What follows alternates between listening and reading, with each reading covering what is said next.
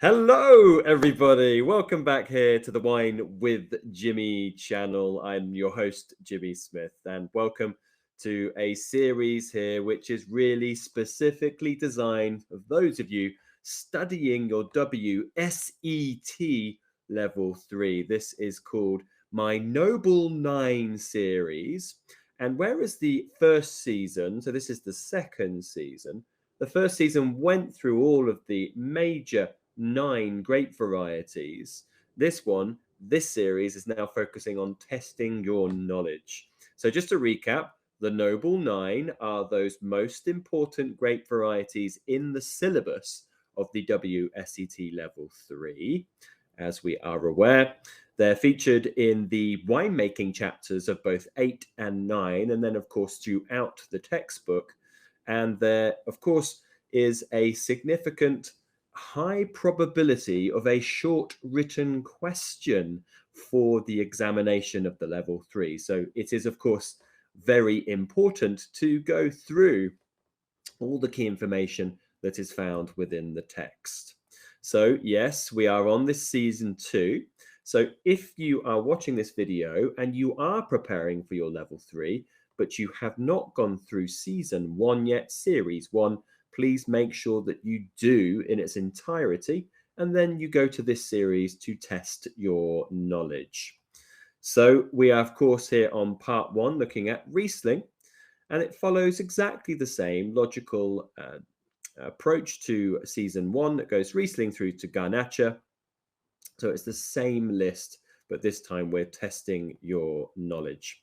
So I'm going to go through some multiple choice questions and then some short written answer questions. I'll guide you through them, but of course, as we go through this, please mark down your answers, what you would put, and you can do this by stopping, pausing the video, writing down your answer, and then see how much it tallies towards mine.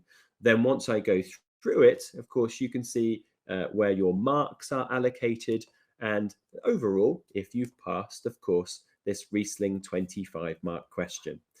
First of all, Riesling is considered a non-aromatic grape variety. Is this true or false?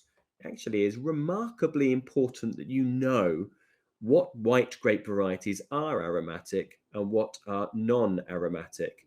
Of course, this statement is actually false because Riesling is a part of what we call the aromatic grape varieties like Sauvignon Blanc, Torrontés, Gewürztraminer, Grüne Veltliner, for example.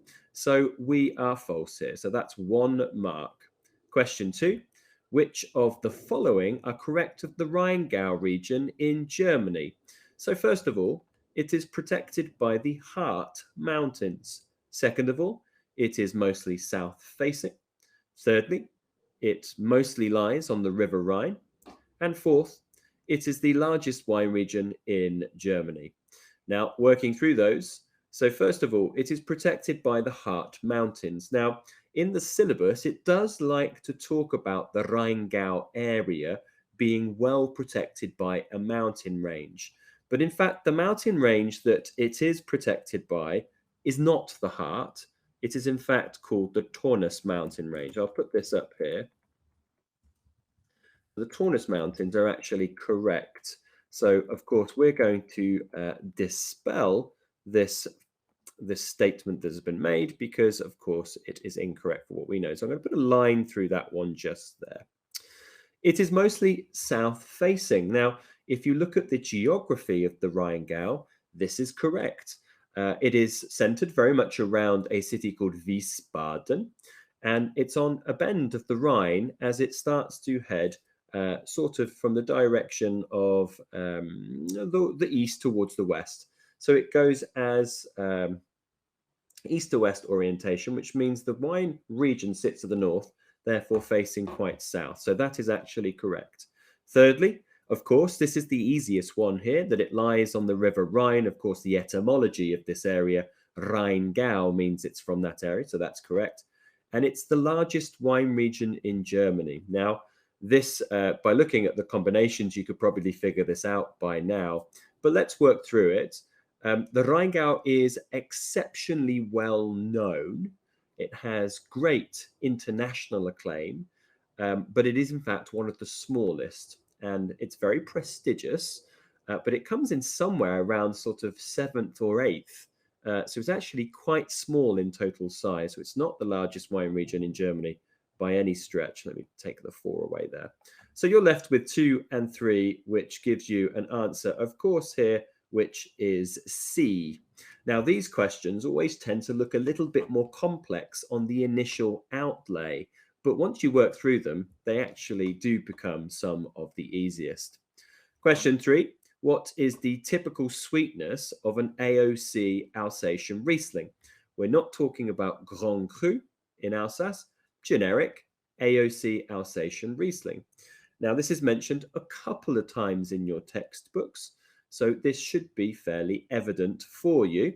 You have dry, off-dry, medium dry, and medium sweet, and the correct answer here is dry. So in comparison to its counterparts across the Rhine in Germany, there is much more of a propensity to find Rieslings which are drier. Now, of course, there are some Rieslings that tend to have some sugar. They tend to be Grand Cru versions of the Rieslings, but most of our Alsatian Riesling today is dry. Question 4. What aromas are typical of an aged premium South Australian Riesling? So there are quite a few things here to talk about. We're looking for aromas of an aged, okay, so an older style, premium, so high quality, so we're going to have good concentration, and South Australia. It's not being specific at this point, but really this is likely to be somewhere like Clare, Eden, or maybe Barossa. Okay, now look at these combinations. First of all, caramel and walnut. Now these are actually both tertiary compounds. So in terms of being on the immediate outlay, these are correct in terms of saying, well, caramel is tertiary and walnut, but does it occur for a Riesling? Well, no, it doesn't tend to occur for South Australian Rieslings to have caramel or walnut. You might find it in very sweet expressions from, say, Germany or somewhere like that, but it's unusual. Lime and blossom are 2 aromas that you may find in very young, fruity examples of South Australian Riesling. So the geography is correct, but not the aged premium aspect. Cream and butterscotch, now these are actually secondary characteristics. So these are post-fermentation characteristics, which are not going to be found in Rieslings generally from around the world because we tend to avoid most secondary post-fermentation processes. So that leaves you with the last one, which is honey and toast, which is repeatedly mentioned throughout the Australian section in your textbook, certainly for Clare and Eden Valley. So please, of course, do look out for those if you want to look through your textbook. Question 5. Green fruit and floral aromas dominate in which German Riesling? So we've got 4 regions here: Pfalz, Nahe, Mosel, and the Rheingau. So first of all, Pfalz can be discounted because it's actually one of the warmest places in the whole of the southwest of Germany. And typically, therefore, you're going to get much sweeter compounds like stone fruit that come through with the Pfalz Riesling. Nahe is also warm or warmer, so you tend to find riper characteristics. The Rheingau, we know, despite it being fairly northernly, is on the wide River Rhine, and you have very good aspect here facing south. So therefore, you are, of course, left with our C, which is the Mosel, which is one of the coolest parts. Remember, the River Mosel, which is nestled much more towards the west into the Eifel Mountains, fairly decent altitude, a smaller tributary river that runs into the Rhine. So you end up getting these quite green, citric, lemony, and floral expression Rieslings from those areas. So they're the 5 questions, which are the easier ones. These are the multiple choice. So far, 5 out of 5, hopefully you have. Now we're going into, of course, the questions which certainly are the ones that you need to have the most amount of practice on. These will make or break you. These are the short written answer questions. You are required in English and WSET English, write the correct answers in forms of sentences about specific questions. Your examination, remember, will have multiple of these, and please view my videos on the exam structure if you need more advice. For now, we're going to go through 5 questions. And here you go, question 6. Why is Riesling particularly suited to cool climates? Very much mentioned in the Riesling section of the white wine making part early on, chapter 8, I believe. 4 marks available. It's important to identify how many marks are available because it gives you an idea of what you must be writing. So here we are. It is very tolerant of cold winters, meaning it can survive in the harsh winters in such cold climatic conditions, certainly cold continental. So you could add that in here if you wish, but this is a generic question. It says, why is it particularly suited to cold climate? So this could be actually cold maritime as well as cold continental. So that's why this is a generic answer. It is very tolerant to cold winters. That'll get you good 2 marks there. And is late budding, avoiding problems with spring frost. And those 2 will get you those. I've bold here. The font that is in bold is where you really will get the marks. And then I've connected it with fairly decent English. I hope so anyway. Now, you do need to write in prose or sentences for these. If WSET asks you, please list, then you would write a list. If it says describe and explain, or state and explain rather, then you put an immediate 1-word answer. Typically, it might be a couple. Then you go into an explanation. Here, though, it's just saying why. And with 4 marks being available, you're going to need to write 4 things. And typically, with a 4 marker, you write something and describe it a little bit, certainly when it says why. So that will give you the 4 marks. Question 7. How is Riesling able to produce quality sweet wines from the vineyard? So what things happen in the vineyard that give the possibility of producing quality sweet wines? So what characteristics does this grape have? And this is 4 marks going on here. It is susceptible to botrytis or noble rot, thus making, of course, high quality sweet wines, as we know from around the world. Some of the best are made from that, and can maintain its acidity in the grape even when it's left on the vine for long periods of time. You could add on things here to give examples. I quite like to add in examples. They're not necessary, but it shows that you know. So, for example, you could say Vendange tardive in Alsace is a late harvest. Spätlese in Germany is a late harvest. And this means, of course, being left on the vine longer, later harvest, if you wanted to give an example, if you had the time. Question 8. Why does the Rheingau region in Germany produce some of the fullest and concentrated Rieslings, despite, remember, it being actually fairly northernly in comparison to places like Rheinhessen, Nahe, Pfalz, and so on? So 5 marks available here, a bit more to write about.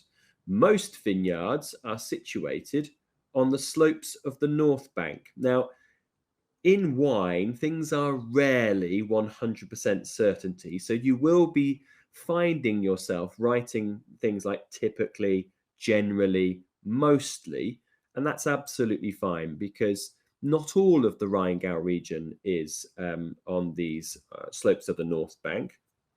Some of them actually are on the River Main, still on the North Bank, but a different river. So it can change a little bit. But most vineyards are situated on the slopes of the North Bank of the River Rhine. That's its location, benefiting from light reflection from the very wide Rhine River, and have a southerly aspect because they're on the North Bank facing south. This, combined with the protection offered by the Taunus Hills or mountains, fine with either, provides an optimal conditions for ripening grapes. You'll see that I have highlighted 5 areas there, which would easily get you those marks. Question 9. Now, linking to the last question, describe a typical Rheingau Riesling. So there are various expressions, but once again, we're using a word here, typical. So what do we find it being the majority of the time? Same area, Rheingau. And now thinking back to the fact that we know there's the wide river, light reflection, there is a southerly aspect.